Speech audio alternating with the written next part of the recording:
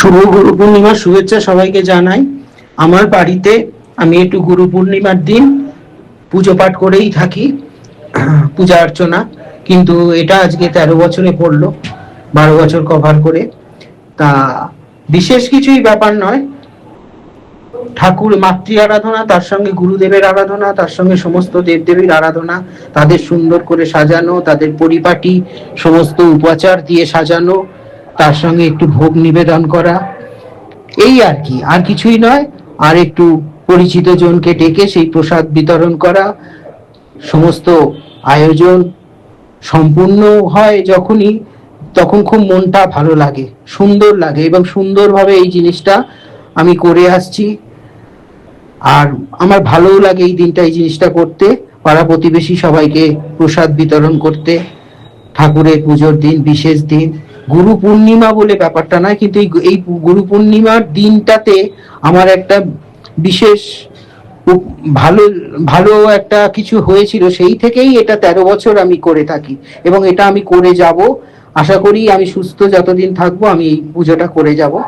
ভোগ নিবেদন করি, বিভিন্ন ফল টল দিয়ে ঠাকুরকে যেভাবে নৈবেদ্য দিয়ে সমস্ত, তার পাড়া প্রতিবেশী আত্মীয় পরিজন সকলেই আসে, সকলেও তাদের পূজা আচ্চা দেয়, তাদের মনোবাসনা মাকে জানিয়ে যায়, গুরুদেবের চরণে তাদের প্রণাম জানিয়ে যায়, সমস্ত দেবদেবীদের আশীর্বাদ নিয়ে যায়। আর পুরোহিত মশাই 12 বছর ধরে পুজো করে যাচ্ছেন, উনিও জানেন আমার এই পুজোটা। এক ফোনেই ওনাকে আমি পেয়ে থাকি, এবং উনি এসে আমার বাড়ির এই পুজোটা খুব নিষ্ঠা ভরেই করে থাকেন।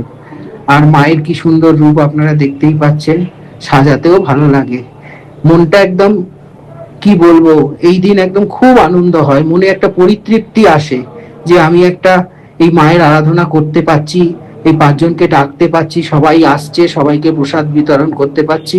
আর কিছুই নয়, এইভাবেই যেন করে যেতে পারি, সুস্থ থাকতে পারি। আর সবার মঙ্গল করুক ভগবান, তিনি সবার মঙ্গল করবেন।